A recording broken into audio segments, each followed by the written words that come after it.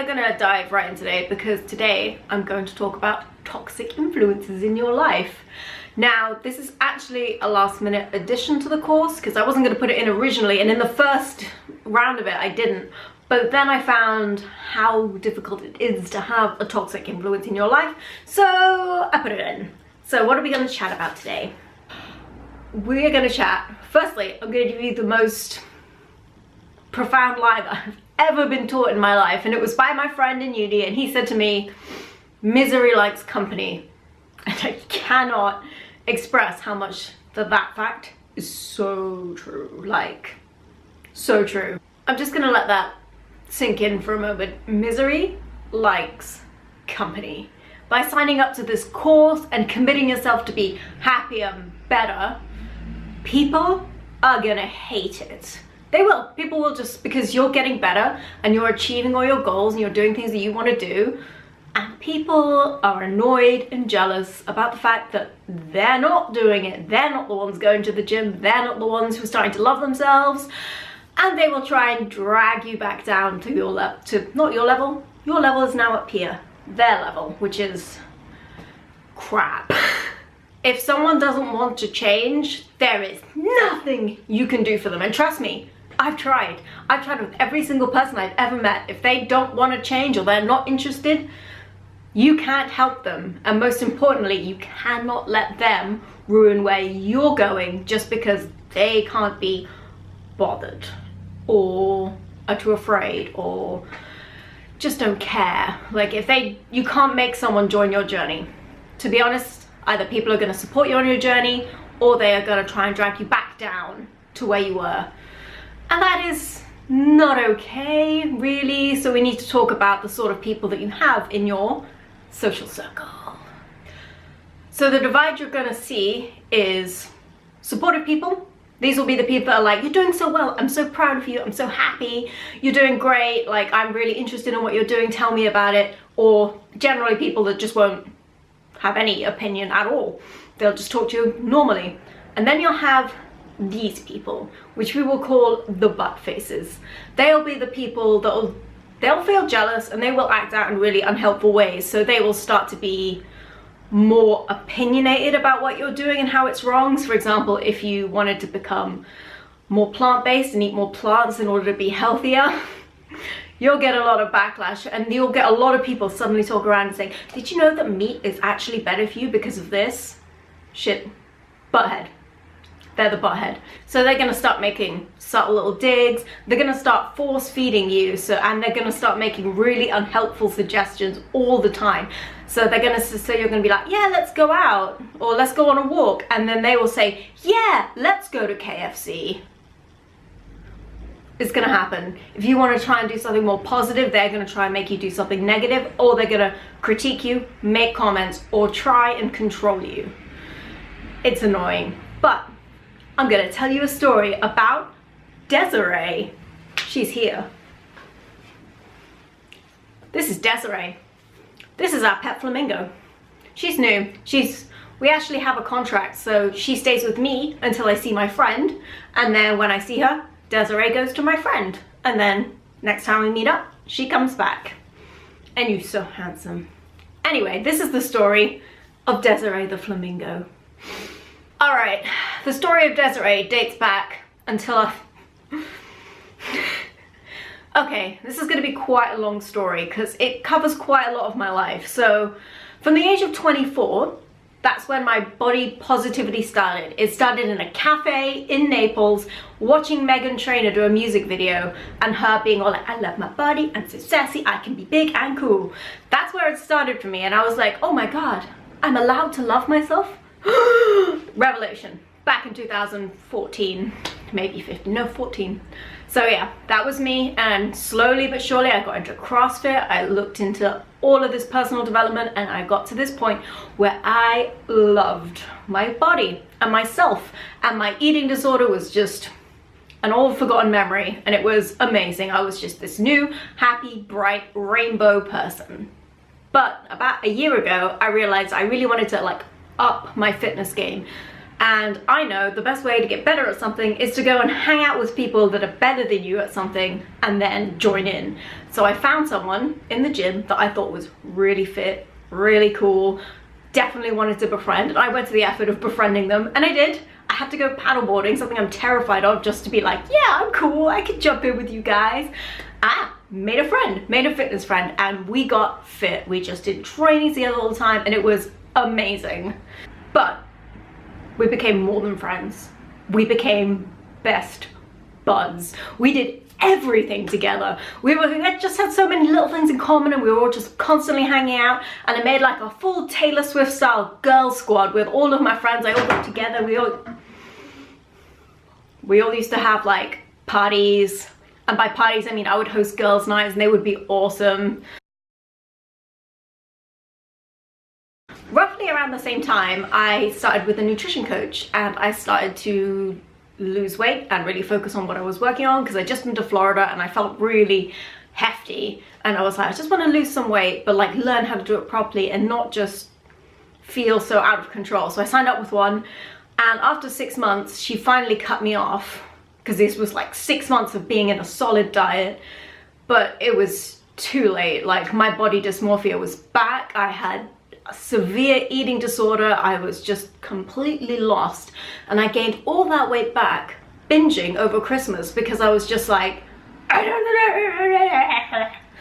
Yeah, shredded in December always, and then I just binged out Christmas in January and February, and then I'm a normal size again. That's how it works. It's been like that for 3 years now. But yeah, by that point I was like ruined, and then I spent a good maybe couple months mentally resetting and being like, no, it's okay, you can love your body, it doesn't have to be shredded, it's fine, you don't have to be skinny, relearning all of that again. And it was really good, and it was really nice to be able to fall in love with my body again. It is a process, a constant process sometimes, depending on what you're doing, but it is worth it. But I kind of noticed that I was in a good space, but I kind of realized my eating disorder randomly flared up at really odd random times, and my body dysmorphia was back, and I thought it was 100% from trauma, because I'd just been through a traumatic 6 months of being in a diet and being in obsessive calorie counting controlling mode, and I thought that trauma, I'm just having relapses and I'm gonna be okay, until what we're gonna call barbecue gate.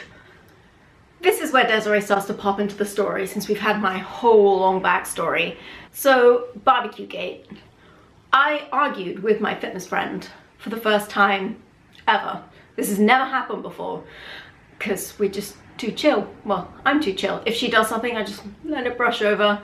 But if I do something, it's not okay. So I lightly snapped, and she, I would say, overreacted.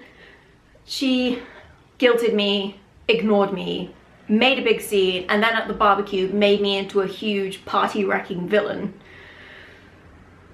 Yeah, like, I can't explain it very properly, but I felt awful, and I drove home feeling pretty suicidal, and I woke up the next day, didn't go to the gym because I didn't want to see anyone, until I texted my other friend and was like, so this happened, I don't understand really what's happening to me, like, I didn't feel like I've done anything wrong.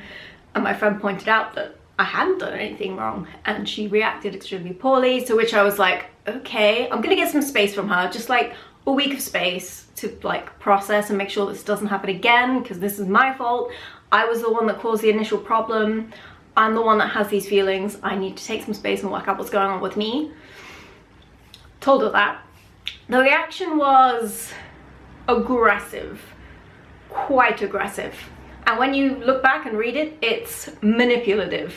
And the language was appalling and guilting and gang mentality. So she made sure that everyone around me hated me, and made that very prevalent in the messages I was getting. And I was like, okay, I'm gonna take more space. So a week later, I replied again, because if you get a message, leave it until you're ready. And a week later, I was like, look, I think we have an unhealthy relationship.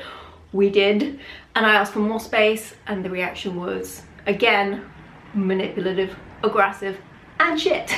During my week of space, I actually spoke and reached out to my friends and people I trusted who had been through something similar, and I asked them what they thought and if I was just being crazy, because I felt crazy. Like, it's this huge sense of denial. Like, you don't want to admit that your friend has treated you poorly. No one does.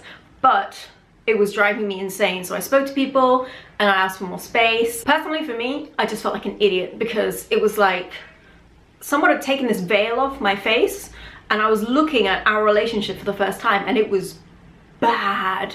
It was so bad. It was so toxic. I couldn't deal with it. I couldn't realize how bad it was. So yeah, I asked for that inevitable longer term space until I get to a place where I could be her friend and not have like this kind of unhealthy relationship. Instead of giving me the space, she obviously cut me off, said she never wanted to be my friend anyway, said she was too old for this, and acted immaturely, unfriended me on every social media. You know how it goes. Well, every reaction is different to a toxic breakup, but this one specifically was just gone. So it was the next day, no best friend. It was a strange reaction, but I had so many other friends around me to support me, which is why it's so important to have more friends. The moral of this story is, I was drawn to this friend for a reason. There were plenty of other fit people in the gym, but I was drawn to her because game recognized game. She has a lot of her own problems, and I saw them reflected, and I felt related and comfortable with an eating disorder, and we got on. But it was causing all of my problems. I spent an entire year in a slowly declining self-hating spiral because of the person I was with. I was spending all my time with someone who would be overly competitive with me, always put me down, always made me feel fat, always made me feel unworthy, and always made sure that she was better than me. That was her one thing. So I'd spent a year, and no wonder my like body image went to shit, because it wasn't about losing weight, it wasn't about being with a nutrition coach, it was about being around someone who was constantly making sure that I was feeling unworthy and dependent upon that person. The hardest part about being in a toxic relationship is realizing you're in one, because this was my best friend, and they're not always your best friends. Sometimes they're your children, your parents, your family members, your co-workers, someone you follow on social media. Like, they're everywhere, and if you're involved, emotionally invested in the person, it is much harder to get away from the toxic human being that is ruining your life. The thing I struggled with most was the fact that I didn't want to be right. I wanted to be the problem. I wanted to be the toxic problem, because I could fix that, and I could grow, and I can learn from it. But I wasn't the problem. Unfortunately, I did a lot of crazy thinking trying to work out how I was the problem. And in some ways I was. Like, we're all part of the problem. Like, I endorsed her problems as she endorsed mine, and we just spiraled. Some people just aren't compatible like that. And the denial is quite dramatic, but you have to step away, else you will continue down the spiral. And you can maybe come back to it when you're both in much healthier places, but you have to take that space to find out if it's unhealthy or not. It's just so important to put yourself first. Nobody likes being told they're wrong, by the way. So when you do go to your toxic person and say, right, I need to step away, I think this is unhealthy, they're gonna react unhelpfully.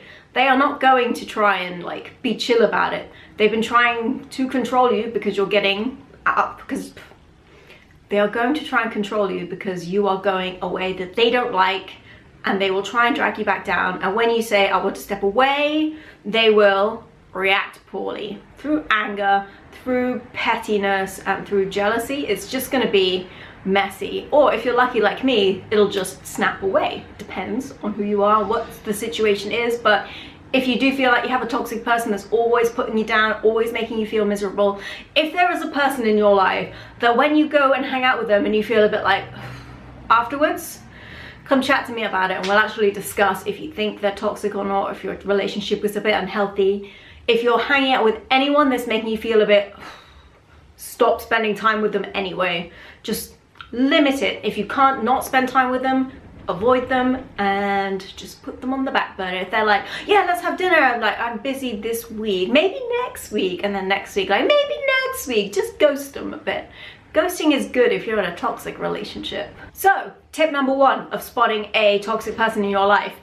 If people you trust, like a multitude of people, start telling you that someone is bad for you, listen.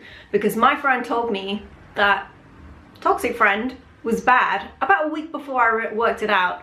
And so you have to start listening, pay attention, and start thinking for yourself, because sometimes I didn't see it coming. She was just my friend. It's on autopilot, and then you realize just how devastating it is to your life. Because when this ended and this toxic friendship was gone, never had a problem. My eating disorder basically disappeared again, and my body positivity came back, and I was in love with myself again, and I was happier. I just felt like I'd been carrying this huge dead weight on me all this time, and then it was gone, and it was like, I'm free. How have I been feeling like this for a year and not noticed? And you don't. You just kind of get caught into the cycle until someone kind of rips you out. So my job is to stick my hand into the cyclone and rip you out. But you need to identify if you're in one first. So we're gonna start with, see who tells you, see who you feel like around. Tip number 2, they can be anyone. A toxic influence doesn't have to be a family member or a best friend or a co-worker. It can be a social media icon as well. So if you're following someone on social that you like, but they're always posting like negative, like, oh, I drank 2 bottles of wine last night, YOLO, living my #best life, unfollow. These are the easier ones to unfollow. You've got to start culling all the toxic influences out of your social media. This may not seem important, but we live on social media now. So getting rid of it, and if you do spend time, you want to see something more positive, like happy positive quotes and pictures of puppies and great news that's happening, like that story about that guy who saved a baby deer from drowning and then took it home, nursed it back to health for a couple hours, and then reunited it with its mother. Only thing I've seen on social media all week, and it is worth it. So yeah, call your social media, because they are there too. But as I kind of promised, this is a story about Desiree. What on earth does Desiree have to do with Jade's trauma? Well, see, my toxic friend loved flamingos, and we used to get her flamingo themed things all the time. And because of what happened, it wasn't just me. I thought it was just me, and I thought I was the crazy one. But as soon as I took that step back, a lot of people started turning up saying, I've had the same experience actually. She made me feel suicidal just by the way that she acts and treats you. And I was like, oh wow. So yeah, me and my girl squad, that was a solid Taylor Swift style girl squad, 3 of the 4 of us had to step back from her because of the things she was saying and the things that she'd done. And I felt awful, because I feel like she'd just lost all of her friends, but she hadn't. She had been picking us off one by one. So the last to go was my lovely friend Dana, and every time I was